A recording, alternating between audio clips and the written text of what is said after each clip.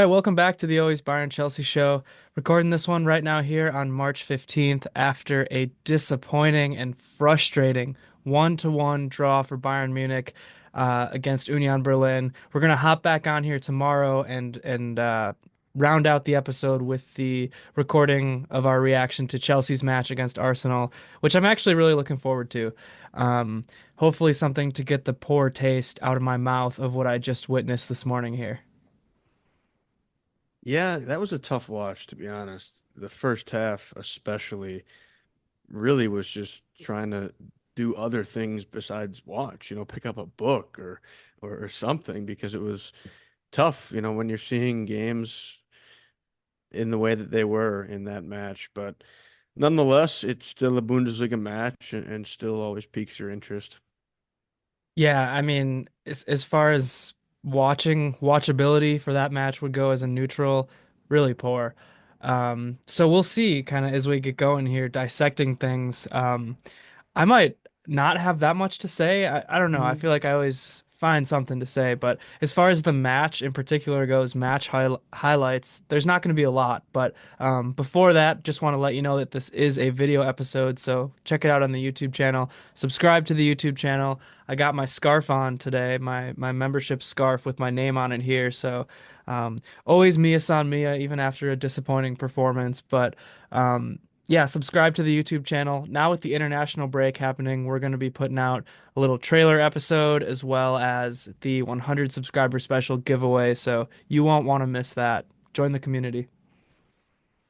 Yeah, and it's a great community to be a part of, whether you're a Bayern fan, a Chelsea fan, a Inter Miami fan, a pro Milwaukee soccer fan, or just a fan of the sport in general.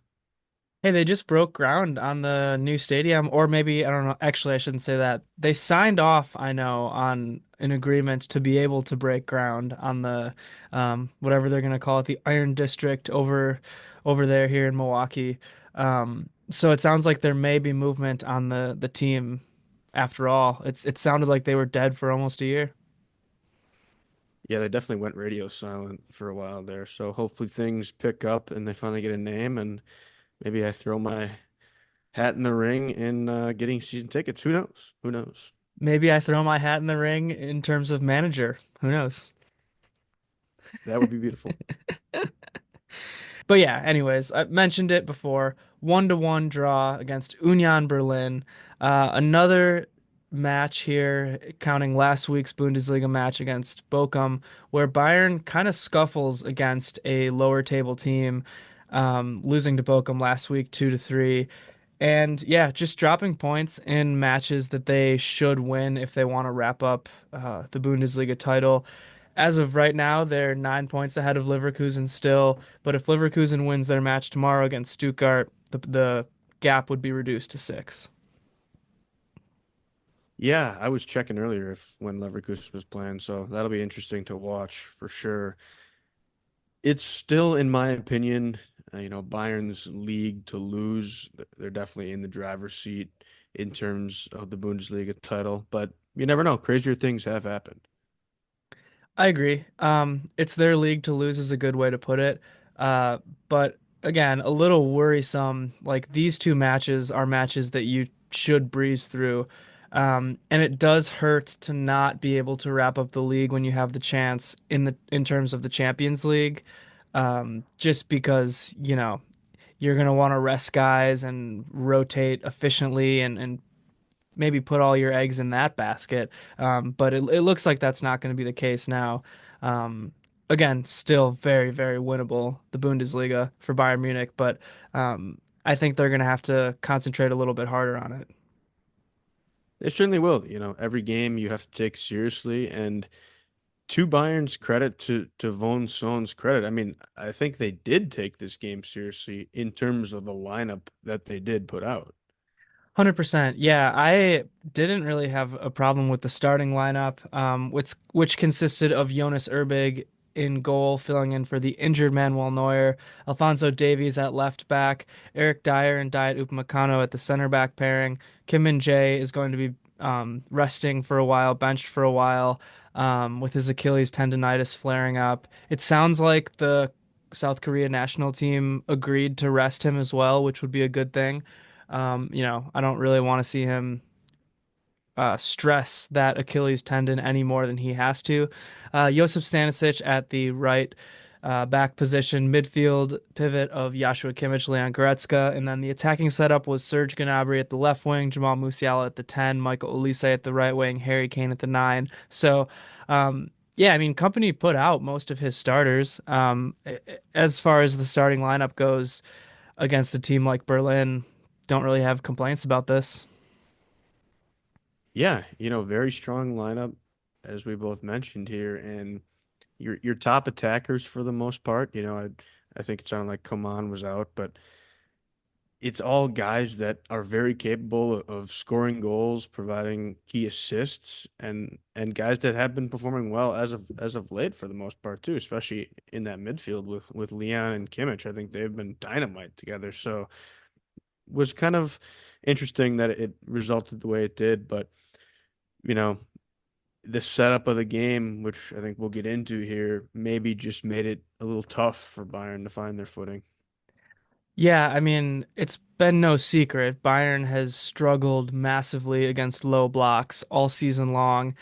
And on one hand, that's the point of a low block, right? Like to just stifle out attack. And Berlin set up in the lowest block I've certainly seen all season. They had no intention whatsoever to attack at any point in this match. Well, maybe the last 15 to 10 minutes or so they started to attack more, but um, yeah, I mean that whole first half, I don't know if they sniffed the goal one time, not that I can remember. Um, and they just really, really parked the bus. I mean, every single guy in the box defending. And yeah, Bayern's attack couldn't do anything. They should have done better, no doubt. Um, Gnabry was pretty much invisible on the day. And I mean, I don't want to say his time at Bayern is over, but it's kind of looking like that. He has not done much of anything as of late. And I would have wanted to see Leroy Sane a lot sooner. That was one of the few um, complaints I had, I guess, about the attacking setup. Um, Kingsley Coman picked up that knock against Leverkusen, so he wasn't available. The other thing too is I think that Thomas Muller would have been a good option in this match. Maybe not necessarily to start if you don't want to, but I mentioned this before. Bump Musiala out to the left wing, put Muller there at the 10. His creativity is what you need to break down a low block, and so you know we've seen this so many times, and Company just hasn't changed it. I don't know why you don't give Muller a try in a match like this. Yeah, that was interesting to me. And to touch on your point briefly, yeah, Union Berlin one shot total in that first half, but it's kind of crazy because Surge to me when I was watching that first half just seemed like he was kind of free flowing around all these different spots. He'd be on the left, then he'd almost be where Kane was as a striker, then I'd even see him on the right sometimes, but still wasn't really doing much. A lot of times when you see a player that gets a lot of freedom like that, it's because they get the ball a lot and are making great moves and stuff, but yet he really wasn't. So that to me was kind of an interesting wrinkle. Not sure if that was part of the plan or if it's just kind of how it ended up going. But I do agree that you might as well play a guy like Moore. Guy's been around forever. It's not like a match like that. He needs speed. He certainly doesn't have speed, but you don't need speed against a low block. Yeah, that's exactly my point. Again, I feel like I champion Muller all the time, and obviously he's one of my favorite players, but it's not like I'm even meaning to do that. I just think in this kind of a match, he would work so well. Like that's his specialty is causing chaos and in the attack like that. There's some matches where I'm all for, you know, Zane, Musiala, Olise, and just like high-powered attacking speed. There's a lot of matches where I think you need that, but against teams that play a low block like this, Serge is not breaking through a low block at this point. He's just not. Even Coman struggles against low blocks a lot. I think Olise is good at breaking down a low block. Musiala has been kind of hit or miss lately. Um, but yeah, like in this match, Serge was the worst player on Bayern, I thought, hands down. And I really like the guy, so I feel almost bad coming at him like this, because I think he does a lot of good stuff. He's a really good direct attacker, but we saw at beginning of the season, he was at his ceiling and then he hits these peaks and valleys now, and that's just kind of the player that he is. Kingsley Coman as well, I would say, has this cycle of peaks and valleys, and both Serge and Kingsley are not healthy that often, or I guess in long stretches that often. So I'm kind of just accepting what I have in those two players right now. And that's why it's like Mueller just needs to be out there. I don't know. Like I said, we've seen it enough now where these guys can't break down a low block, where I think you need a guy like Mueller on. But um, yeah, as far as the rest of the attack goes, Kane was almost invisible pretty much all day. I thought Musiala had one of his worst matches of the season. Just a lot of bad passes. Really, the whole team just wasn't in sync with their passing.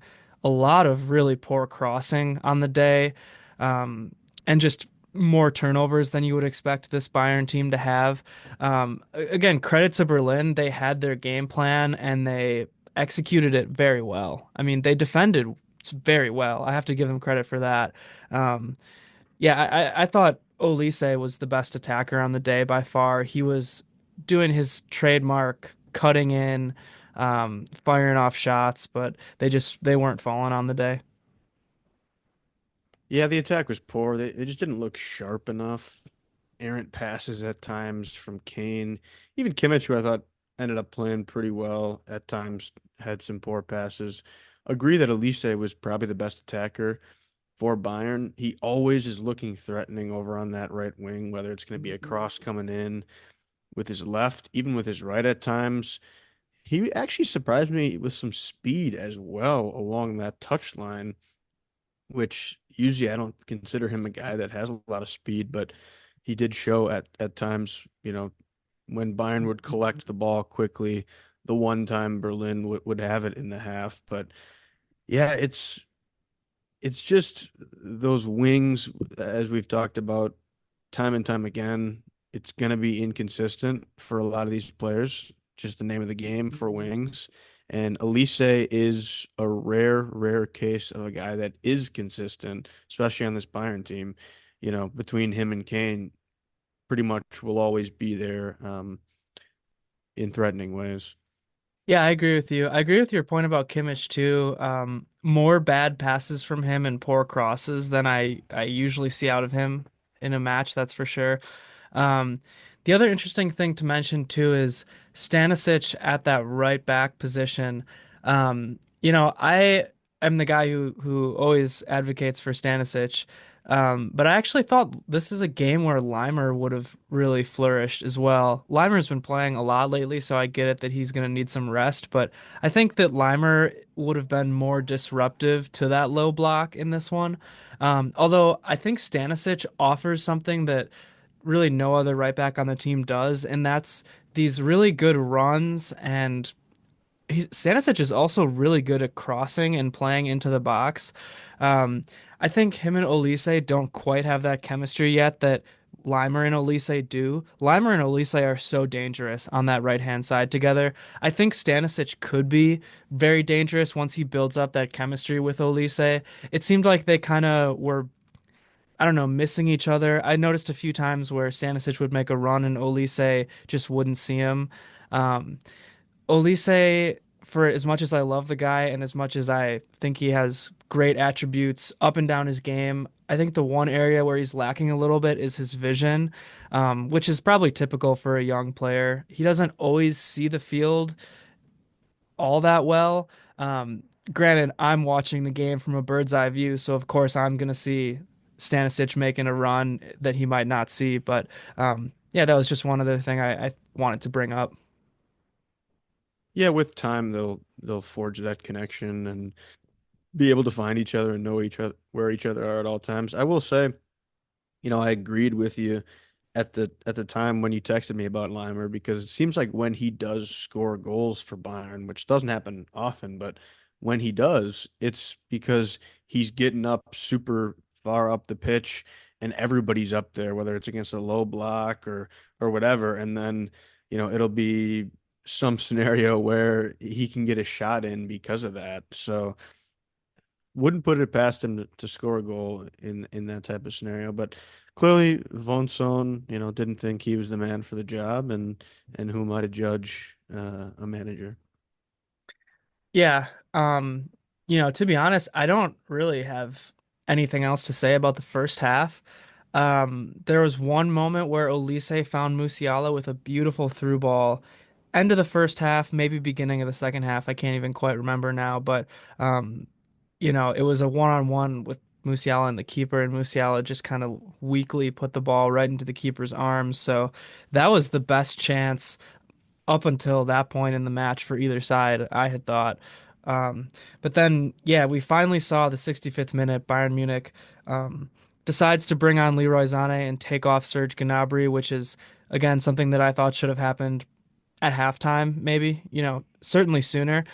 I didn't mind starting Gnabry just because this is one of those matches, but it was clear that he wasn't doing anything, and Zane is just a much more dynamic player than Serge Gnabry at this point in their respective careers. So um, Zane comes on for Gnabry, and Bayern instantly looks a little bit better on the attack. They're looking more aggressive.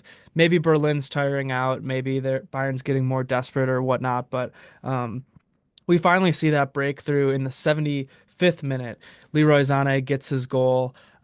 Really nice move and kind of short little run by Stanisic, and he actually passes the ball back into the box, and nobody reacts to it. I didn't think anybody was gonna actually get there, but all of a sudden Leroy Sané comes sprinting in and finds that ball with a lot of space. I don't know, like I said, why nobody else reacted on either side, Berlin or Bayern, but Zane, great awareness and gets there with his speed and puts it away nicely with a good finish. And Bayern's up 1-0 at that point, and I thought the game was over, to be honest, at that point.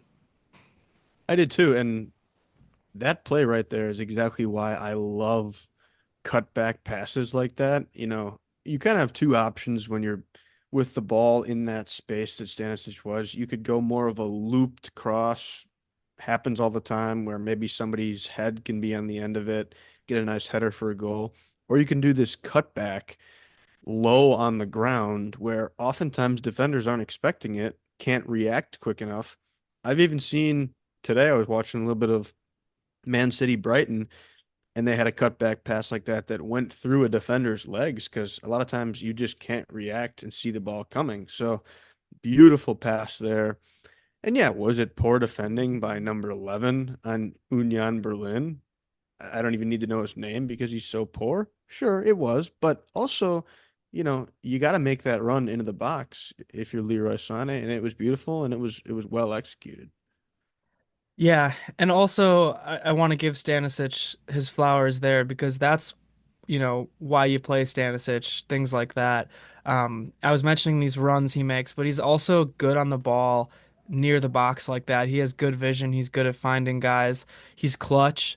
Um, I really like having Limer and Stanisic both as options at right back at this point, which is crazy because Limer's a midfielder, and you have Sasha Bouet now, who is a complete afterthought at this point. But um, yeah, I mean, Limer is more of that aggressive, kind of unhinged, just energetic, gonna run all day long, never get tired. He's gonna ruffle some feathers. Whereas Stanisic is a little bit more calm and collected, a little bit better positionally, I would say. Not as aggressive offensively, but still good offensively, and still, like I said, just kind of mature and clutch and has good vision and is good on the ball and whatnot. So, yeah, shout out to Stanisic for that one. But shortly after 83rd minute, Berlin gets the equalizer off of a mistake from Jonas Erbig, the young keeper.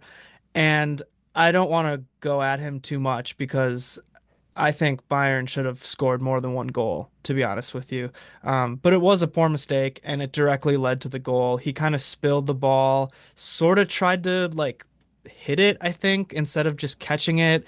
I don't know if there was a miscommunication or what, but yeah, it just ends up falling off his arm right to the Berlin player Hollerback, I believe, who I actually think is a former Bayern guy, maybe Bayern 2 or Bayern Academy guy, to get that goal. And yeah, I mean, really disappointing because, like I said, Berlin did not sniff the goal all match. They weren't even trying to score. Their entire game plan was to just get a 0-0 draw. Then once Bayern scored, obviously they became a little bit more desperate, but um, just disappointing way to go out like that.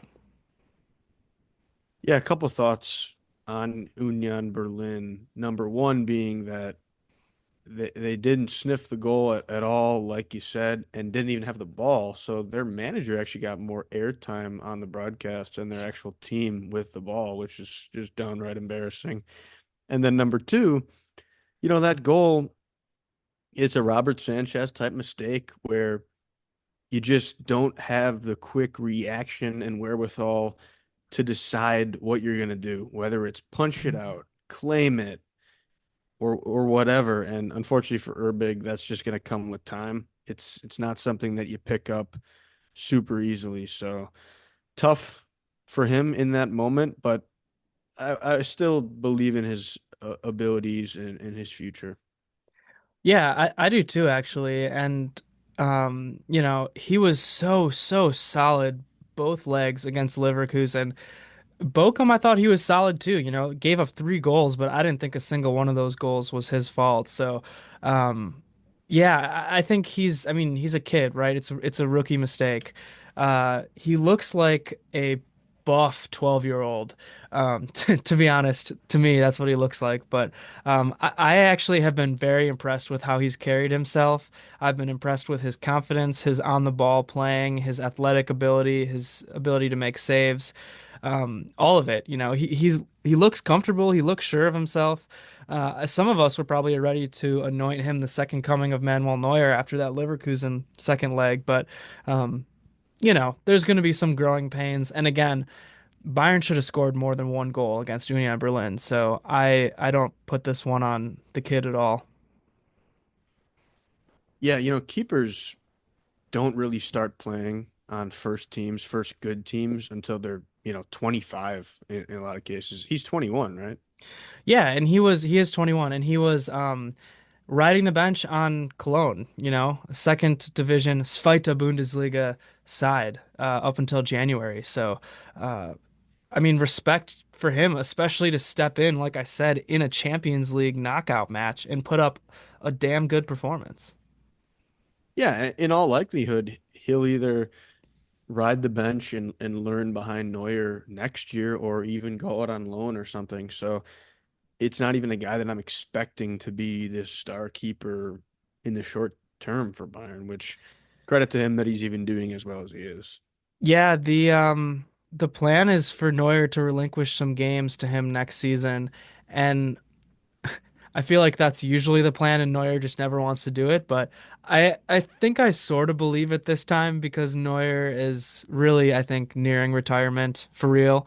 And I also think that Neuer was actually a part of the Urbig transfer. I don't want to say he hand selected him, but he kind of helped with that call where I don't think that was the case for Nubel or even like Peretz or anybody else. So I do think that Urbig is going to be groomed as the next guy.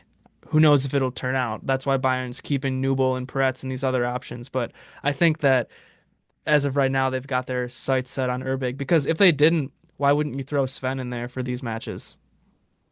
Yeah, that's a good point. Definitely will be interesting to see how that develops, over the next 6 months to a year. Uh, Yeah, but yeah. The other thing too, before I forget, you did mention, yeah, Union Berlin's coach Stefan Baumgart was suspended for this one, I believe, for yellow card accumulation. So he was up.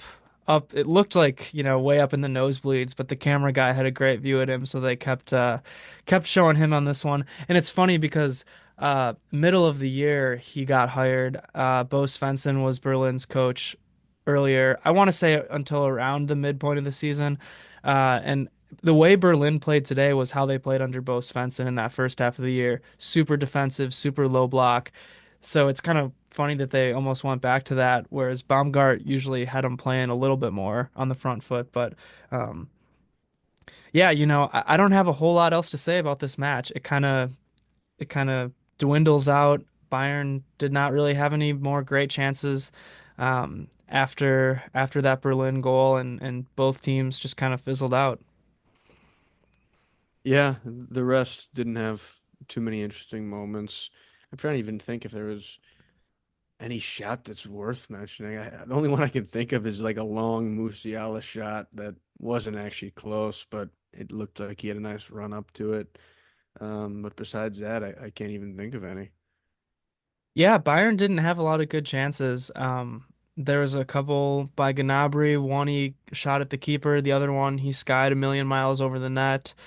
Kane had a couple shots that were just saved. They weren't incredible shots. I mean, this kind of a match, your shots are really coming from distance, especially if you can't penetrate that low block at all, which was the case for Bayern. Really, most of their shots kind of came from distance. So, um, that's how the match ended up, 1-1. As far as match awards, I gave Olise the man of the match. Thought he was the best overall player throughout the 90 minutes for Bayern. Well, he didn't play 90. Actually, he came off in the 82nd, and Ito came on, but you know what I mean. I'm giving Leroy Sane the Robin for coming in with an instant impact, scoring that goal. Underrated, Alphonso Davies. He honestly looked like one of the best attackers on the day, just because, like I said, Kane, Musiala, and Gnabry were relatively silent. And then defender, I'm given to Upamecano. Thought he was the best defender. Thought about giving it to Dyer. Dyer was solid too. The whole defense was solid, but they weren't tested whatsoever. So I guess there's that. Yeah, I'll give my man of the match to Eric Dyer just because the guy is just underappreciated as always. Comes in, does what's asked, doesn't complain at all. And he's just a solid player, a solid defender that can shore up your team when a guy like Kim is out, which I find very impressive. Yeah, well, I was gonna say I feel like I'm in the majority or minority, but I feel like a lot of Bayern fans like the guy. I think it's just Bayern's front office that doesn't want to extend him. I want Eric Dyer extended. He's cheap, he's reliable, and he's a great locker room leader by all accounts. So I want to extend him. I don't see why you wouldn't. It sounds like, um, well, for a while it sounded like there was no shot he was going to get extended, but actually this week there's a report that came out that Bayern might be reconsidering that. So um, I don't know. He's just a guy that I think you need on your team. I think you need guys like him if you want to win the league. It's a long season, and um, yeah, he's just a key veteran. Maximum 3-year deal if I'm Bayern at the absolute I max. would probably go even less. Preferably, I'd go two, I yeah, think. preferably if he wants one or two. But if Oh, I'm he would do Eric, I that. mean, you He would do. think? I think so. I think he really likes Bayern, and I think Oh, okay. yeah, I don't think he has really broader ambitions of making a big splash in the Premier League again. Fair enough. But yeah, I mean, right now, like I said, if Leverkusen wins tomorrow, it'll be a 6 point gap. The league's not done. It is Bayern's league to lose, like you said. I firmly believe that still. They have a couple tough matches left. They still have Mainz, they still have Leipzig, Dortmund, Gladbach. Like every match is a winnable match if you're Bayern. But um, hey, even St. Pauli, they only beat them 1-0 off of a Musiala wonder goal last time around. So, um, and like I said, if you're not beating Bochum and you're not beating Union Berlin, then pretty much any match could be trouble. Yeah, definitely. As this gets to the end of the year, certain teams are playing for more than others too. So you have to consider those things, whether it's relegation, a European spot, or just for the right to see another day as a footballer. So, yeah, it's going to be interesting. And especially if Leverkusen do cut it to six, then Bayern will have to be on their best. Yeah. And then as far as the Champions League goes, I've been doing a little bit more research on Inter Milan and just their whole, um, I don't know, spiel, their whole game, I guess.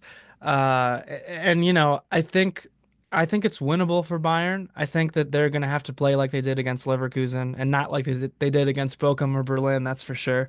Um, I think Milan is a really solid and mature team, but I think that Bayern has more firepower. I think that Milan is very well coached and just very solid up and down the pitch. But I think that, you know, the Harry Kanes of the world, the Jamal Musialas of the world, even, like Alphonso Davies, even Olise and Zane, guys like that, I think if they get hot, it's going to be tough to stop them. Yeah, I definitely agree. I haven't looked too much into it yet. Definitely check us out over the international break. I'm sure we'll put out a little bit of a longer preview for this one, but historic teams, both of them. I mean, all the teams left in the Champions League are just massive, massive names, basically, except for Aston Villa. So, going to be a lot of fun. Yeah, I agree with you. Champions League is heating up, and there's going to be good matches really up and down the bracket. So, looking forward to that. If we make it past Milan, the other side is Barcelona versus Dortmund, and Dortmund.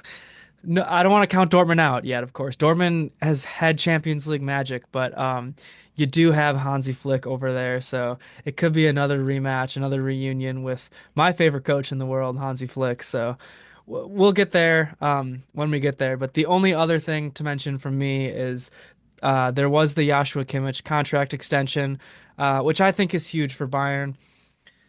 Obviously, Kimmich puts in great performances week after week, like we talk about on the show every week. But besides that, yes, he is that leader guy to transfer the torch, pass the torch from the generation of Manuel Neuer and Thomas Muller to Joao Musiala, Alphonso Davies. Kimmich is the glue that holds this team together through and through. So happy that happened.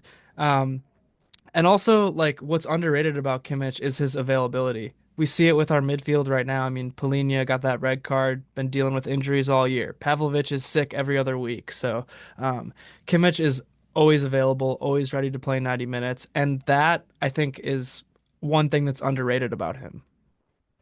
Yeah, definitely a massive win-win for both sides here with this deal.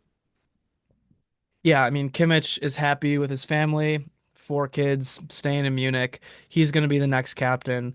Um, and I'm looking forward to it. He's a fiery guy. I love his personality on the pitch. I think he's a different kind of leader than someone like Neuer who leads by example.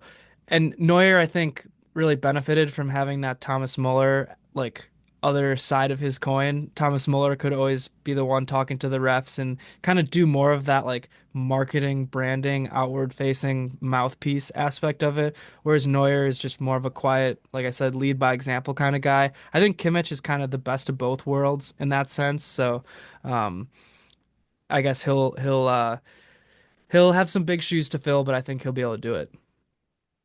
I agree. He's a natural born leader, it seems.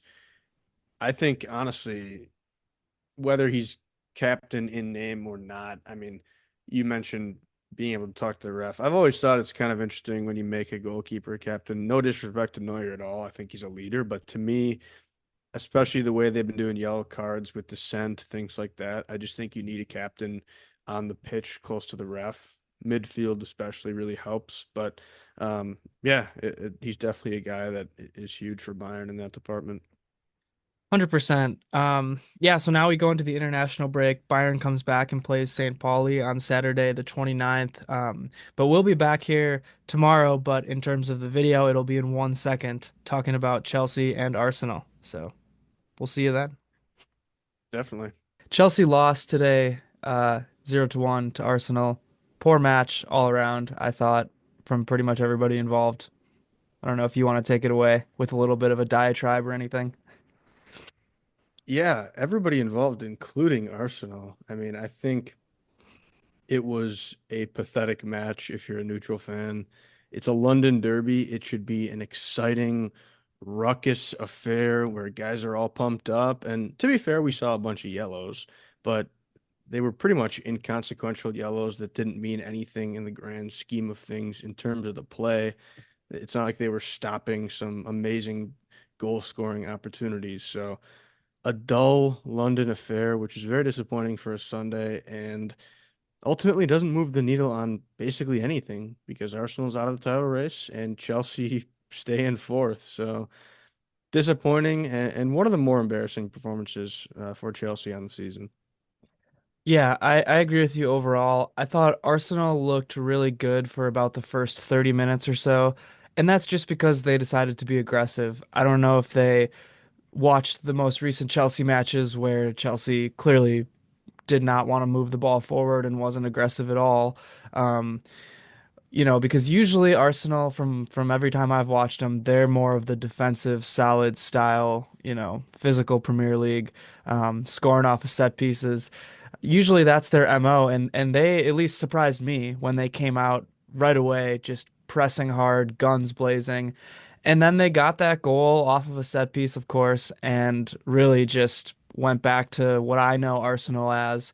And Chelsea really did not have an answer for anything. They didn't have an answer for Arsenal's aggression and high press up front, but they certainly didn't have an answer for Arsenal throughout the rest of the match. I mean, was Mark the only one who really got shots on target? I feel like I can only remember maybe one or two shots on target for Chelsea the entire match, and they were both Mark from what I'm remembering.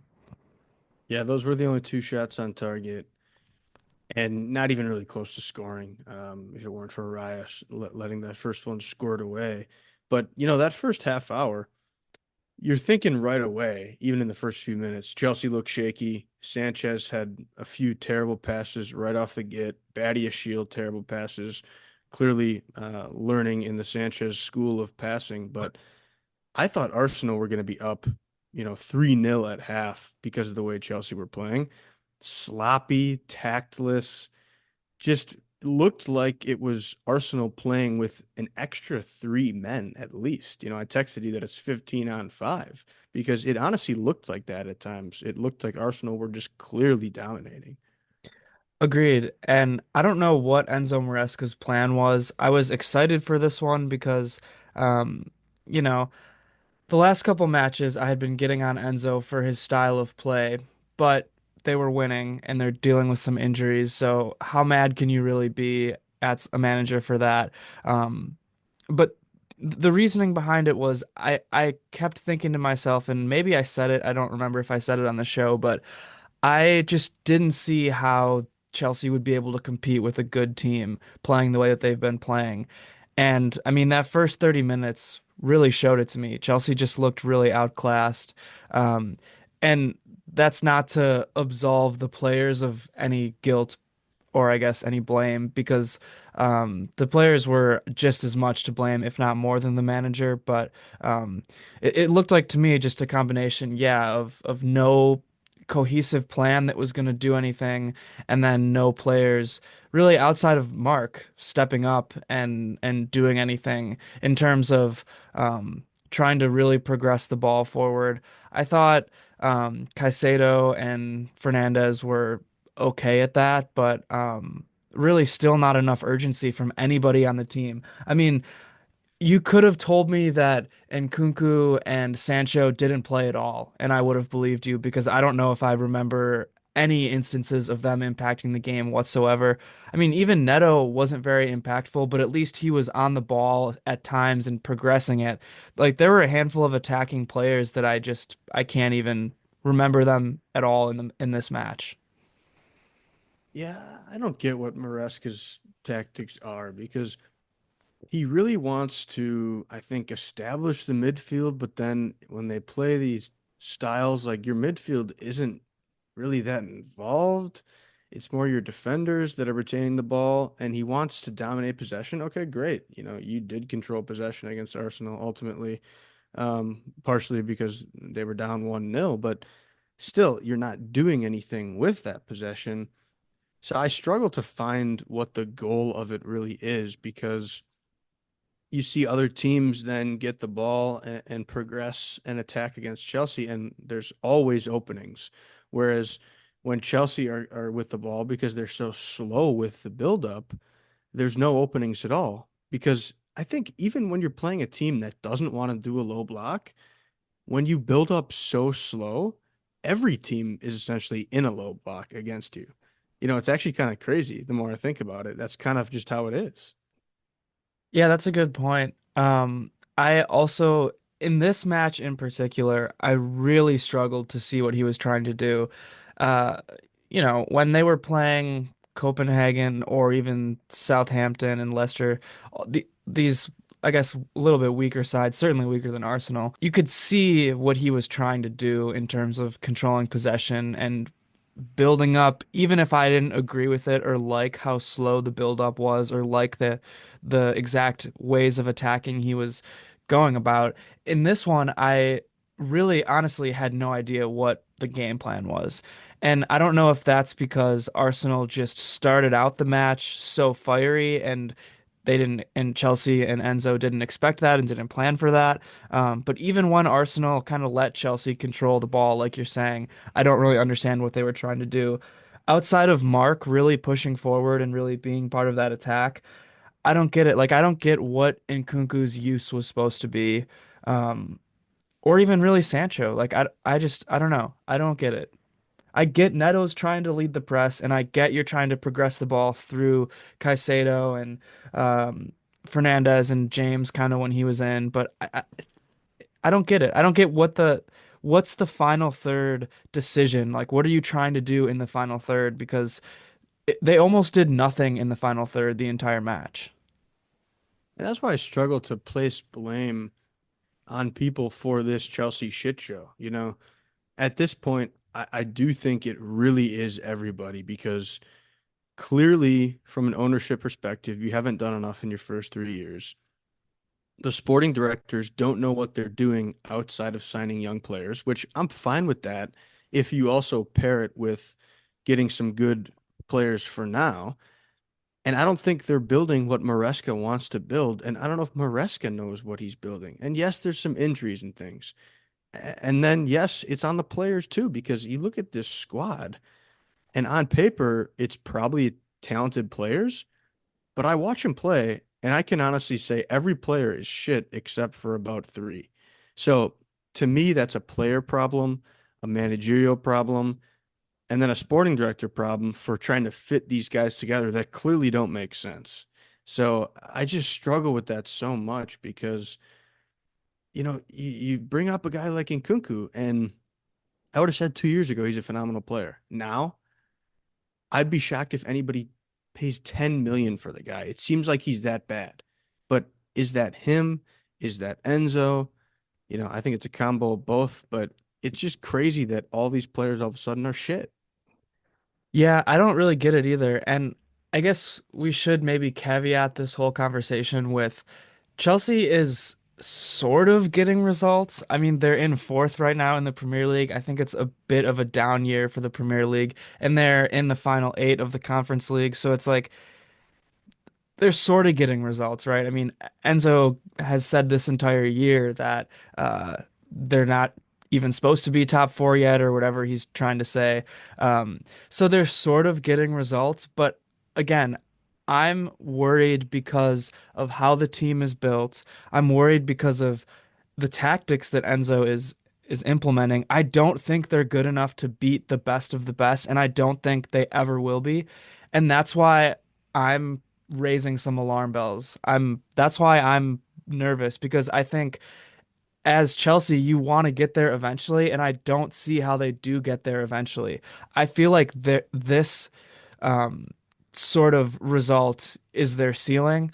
Not saying, the way that they have been performing against some of these poor teams lately is their ceiling, but like I'm saying, maybe fourth in the Premier League is their ceiling with the way that Enzo is coaching and the way that he's utilizing these players and with the way that the squad is built. Because, yeah, I sort of see the vision, but I don't think that vision of just signing a bunch of young, talented players works unless you really, really know how to use them. And it doesn't seem like Enzo does know how to use them right now. Um, and I'm always of the mind of you need veterans and you need guys who have been around for a while, you know. Um, I hesitate to bring up Conor Gallagher because I don't think he necessarily fits well in Enzo's system or he would fix anything at all. But I think you need players like that who have been around for a while. You need more Reece Jameses to pair with these young players. And I get it, like Bayern Munich is such an old team and they probably could stand to go a little bit younger. But I just think you need, the Kimmich kind of glue guys, regardless of I shouldn't say regardless of how they play on the pitch, but you need something else in the locker room and you need, I don't know, you need other kinds of players. And I don't think this strategy of building a squad is going to get you to the pinnacle of where you can be.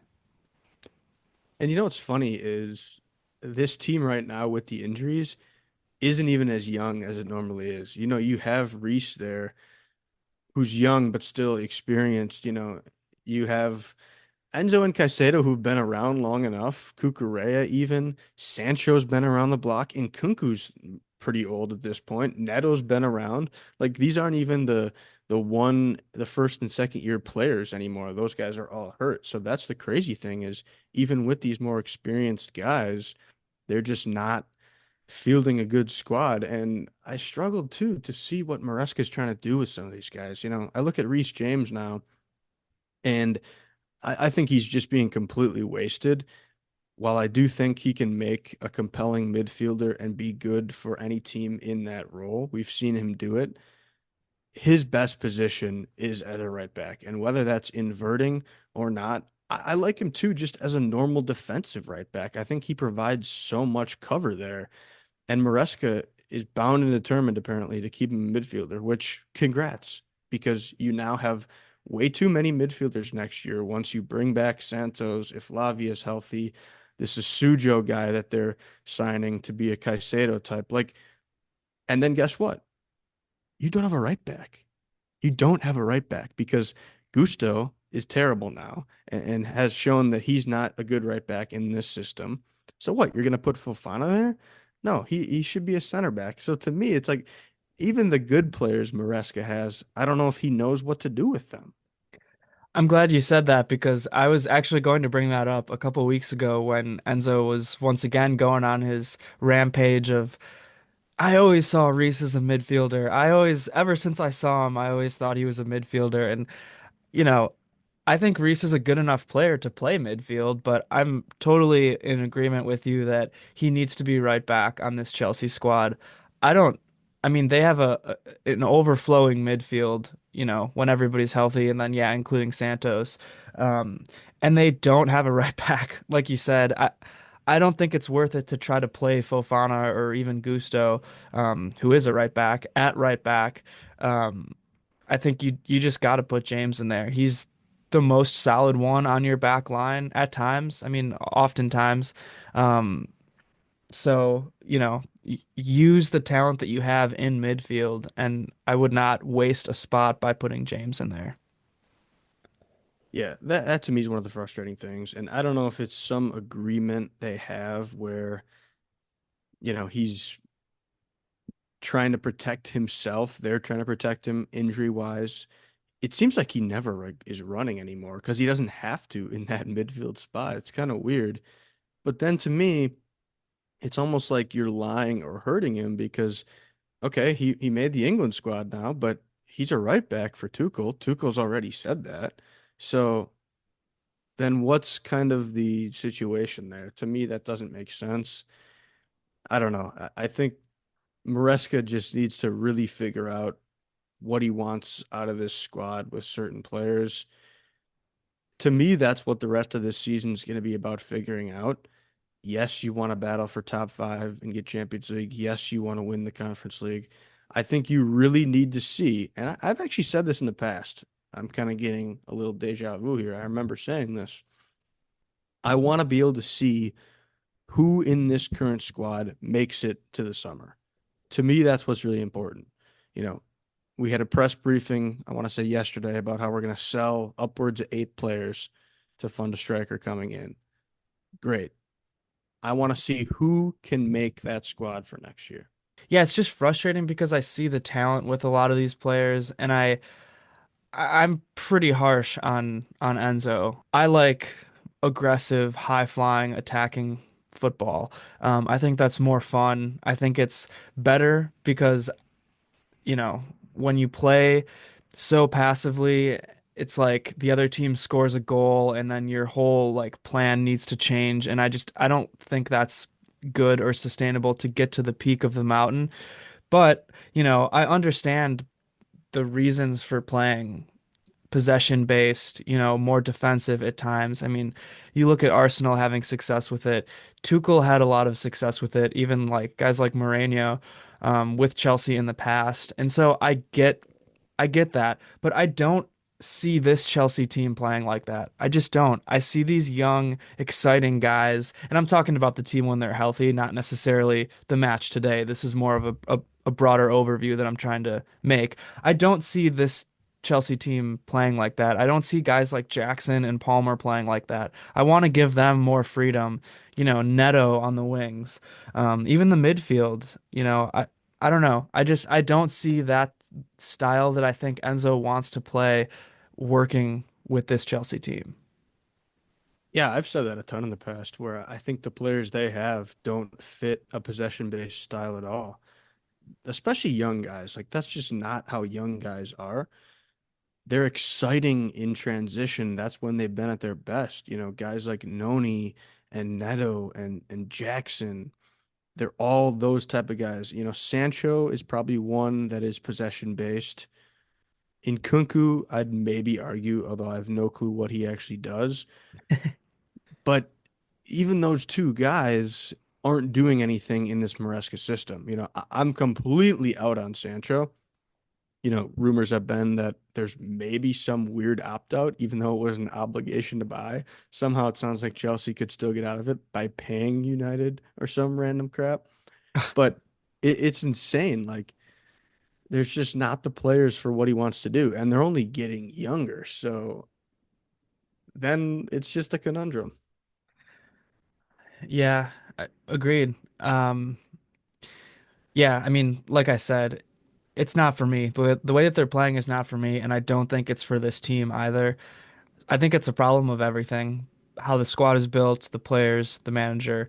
Um, but, like I said before, you're sort of seeing results right now. I mean, before the season, if you would have said Chelsea's going to be in fourth at this point in the year, I would have taken it. Um, but yeah, I mean, what do you think going forward now for Spurs after the international break? How do you set up for that one? I'm licking my lips if I'm Spurs. They've been shit as well. Lost today to Fulham 2-0. Yep. I think you just see a Chelsea team that's wounded right now. I think I don't know what Chelsea are going to plan because Spurs like to be chaotic at times. I haven't watched them in a minute, but I know they haven't been playing very well. I don't know. It's going to be a very interesting game where both teams really need a win, I think, and just barely there because of the Europa League. Chelsea are fighting for that top four position still at this point, and every loss will really hurt them. It's going to be crazy. At minimum, you're going to need a draw. Will Noni and Jackson be back? Probably not in full, even if they make the bench. It's going to be tough. You hope Palmer's back. We haven't even mentioned that Palmer was out. I don't think he would have made a difference today, but yeah, it's going to be crazy, but you need every win possible in the Premier League right now. Yeah, I mean, I have watched a little bit of Spurs. I think I watched like three or four Spurs matches in a row because of Tell. I wanted to watch Tell, and Spurs do not look good. I think if you have some of these guys healthy, Noni, Jackson, Palmer, you're gonna want to be a little bit more aggressive. But if you don't, I mean, maybe you do kind of wait for Spurs to break down and go off the counter. Yeah, I don't know if I see Chelsea doing that, which just sucks. I don't know. It'll be very interesting. to see what Maresca's plan is. Like I said, it really depends on if some of those players are back too. I don't know. I'm kind of at a loss for what I expect from this Chelsea team.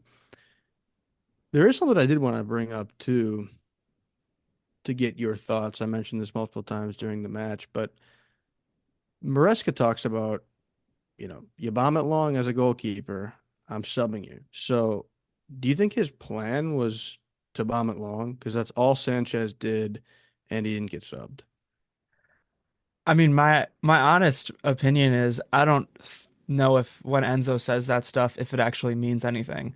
I mean, we've seen it plenty of times where Sanchez bombs it long and he still gets opportunities all the time.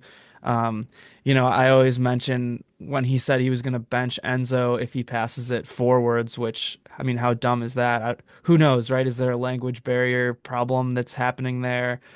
Because what a dumb thing for a manager to say. But I think I think Chelsea has no good option at goalkeeper right now, and I really don't know if Enzo actually means these things, if Enzo Maresca actually means these things when he says them in press conferences. Because, yeah, I mean, we saw Sanchez bomb it long all day today, and I'm sure he'll get more chances. I mean, that's just the way it's been this year. Yeah, so I'm just rolling through Twitter right now to see Maresca's post-game comments. I mentioned that I shouldn't read into any of this because this guy's an absolute clown. Said that Chelsea competed well, said he thinks Robert did well today. Mm. So he must have missed the first 30 minutes when he gave Arsenal two or three chances just based on his passes. Did make a nice couple saves and played better the last, 65 minutes. But these comments are just insane to me. He says he thinks they're in the game till the end. A lot of complaining about injuries. Just so frustrating. He says gut feeling is that we're headed in the right direction. Yeah, I mean, I don't think that. I don't think that at all. You could say that they were in the match in terms of the score line, but I didn't see anything at all that made me believe that Chelsea was dangerous or threatening to score all match. They had pockets of controlling things, end of the first half, end of the second half too, but they didn't look dangerous. They didn't look threatening, like they were going to do anything.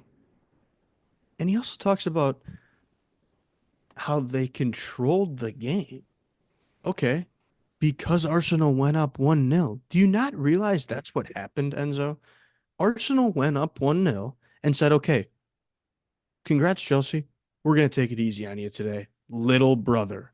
We're the little brother right now. And they made us look like freaking fools the way they did that. I mean, they could have dominated us 6-0 today. I'm so confident in that fact. And then, not to mention at the end, I don't know if you caught this, Enzo Maresca shaking hands with Timber Oh, during I the saw it. match. Yeah. Are you the biggest clown of a manager in the Prem right now? What is that? Yeah. I mean, I think Chelsea should look for a new manager, and I didn't want to say that on this show, but I said before this match, this might be Enzo's last stand for me, not knowing Palmer was going to be out, right? So that kind of muddies things a little bit. I can't make as strong of a declaration as I want to because of that, but um, yeah, I mean, I'm not convinced by him. I'm not convinced that he's the one to take this team to where I think they should be or to get the most out of these players. I think he can be solid if they just decide what they want their plan to be. And to me, they haven't done that yet. The sporting directors aren't in sync enough with Enzo to give him what he wants and make a team that can be good. We've talked about if you're going to cross it, you need a striker. They don't have that. That's just one example of how these things don't come in sync. I'm gonna give him a chance. And I don't necessarily disagree with you at all. The only reason I'm not entertaining any of that is just because I know that he won't be sacked. I know that even if Chelsea lose to this Polish team in the Conference League, that he's not going to be sacked. It sounds like he's getting a second year no matter what.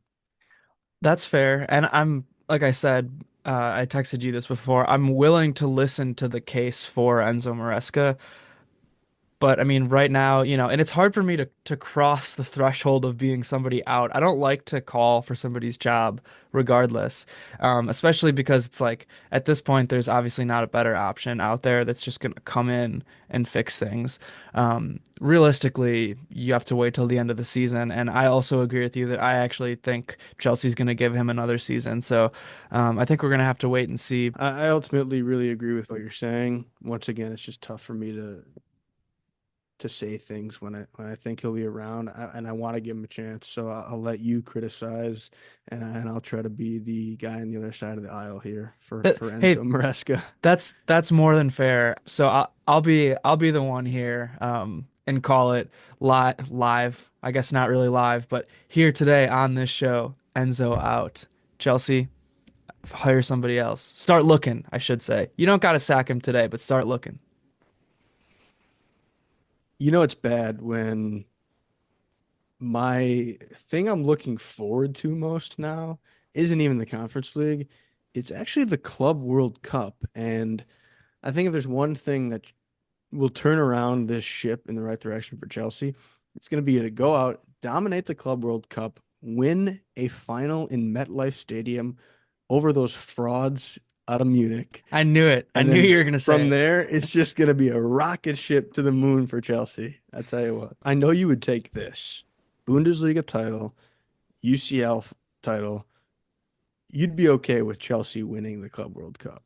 Of course. If Bayern wins the UCL and the Bundesliga, if they win a double, if they win the UCL on Company's first season, sure. Take the Club World Cup. Take it in the most Chelsea needed more. gruesome. Yeah, take it in the most brutal way ever. I don't, as long as everybody stays healthy, of course. Take it in a penalty shootout for all I care. Yeah, it's sad, but I really am looking forward to that. And the reason I bring that up as well, because Chelsea are still signing some young guys, guys that we're not necessarily going to see. Actually, one guy we probably will see in that Club World Cup. But so Chelsea sound like are signing Giovanni uh, Kenda, I believe. He is on Sporting, 17 winger, can play both wings, left-footed. He'll go back for a year at Sporting, sounds like, and so we'll join Chelsea, in 2026, I guess, summer. And then sounds like they're probably going to add another guy from Sporting, Dario Asujo. He's 20. I think he's going to come in right away this summer and play a role in the Club World Cup behind Moises Caicedo in that kind of six CDM role. So a couple of signings, typical Chelsea, younger guys. Although the second one's 20, and I think will play right away, so that'll be interesting. Yeah, how is it going to work for Chelsea for the Club World Cup? Are they going to like will Santos play? Because I think they changed the rules, right? Where like summer signings can play, but do you think Chelsea's gonna really change up their squad from how it is in this season to go for the Club World Cup? Yeah, so I think those changed rules would help a guy like Asujo get in. Santos will be a part of the squad, like he's just returning from loan, so he would be able to easily play. Um, they certainly will have a lot to sort out, which, Do you which do we'll you talk think through before then. But do you think he will though? Like, do you think he's going to be part of their plan for the Club World Cup? I know he is for next season. yeah, Yeah. yeah. I mean, they've said for sure for next season, so I would anticipate your Club World Cup is kind of like your preseason, but more intense. So I would hope so. Um, they kind of view him as a Lavia, I think they were saying. Um, and sounds like they view Kendry Paez as an Enzo, which he'll probably go out on loan next year. But there was this big briefing on all these midfield guys and how they view them. So that will be interesting to watch. Santos is actually playing right now. Strasbourg are playing. So the more exciting team out of the Blue Co. Actually, you know what? That is true what I just said about more exciting. I do want to say something that I almost forgot, but glad I remembered. Shout out to the Chelsea women's team. And if you recall, when we started our pod last year, when things are getting rough for the men, I got to sprinkle in some Chelsea women because 4 matches in a row here, all against Manchester City. First one was yesterday. I believe it was yesterday. I think it's like the FA Cup for women, and Chelsea won against Man City 2-1. and now they go on to play two legs in the Champions League for women against Man City, as well as a Premier League match against Man City. So super crazy. Four matches in a row against one team. Yeah, shout out to that Chelsea's women team. The Bayern Frau had I believe they just had a 3-1 victory over Wolfsburg. Um, so good things happening um, over there as well on both sides. Do you know if they're in the Champions League at all, or I think they are. Honestly, I have no clue though, really, how it's all structured. If it's like the same as men, if it's different, I really don't know. I would not be the I think person there's to. just less teams. Yeah. But yeah, I shout out as well, Sonia Bonpastor, new manager for Chelsea this year. They have not lost yet. I think they're 26 wins and two draws or something. Absolutely insane. Wow. Very, very respectable.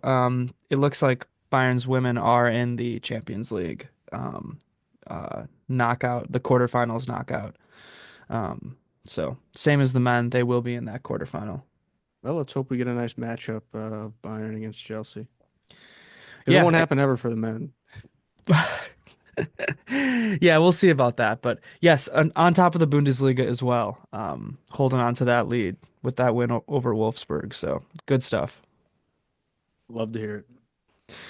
All right. Anything else you want to say? I mean, we got the international break coming up. That doesn't mean we will be going on break. We'll certainly have a lot of good stuff for you, including the 100 subscriber giveaway at long last. So subscribe for that. Um, yeah, Germany playing Italy in the Nations League quarterfinals here. A battered Germany team, obviously missing Florian Wirtz will suck.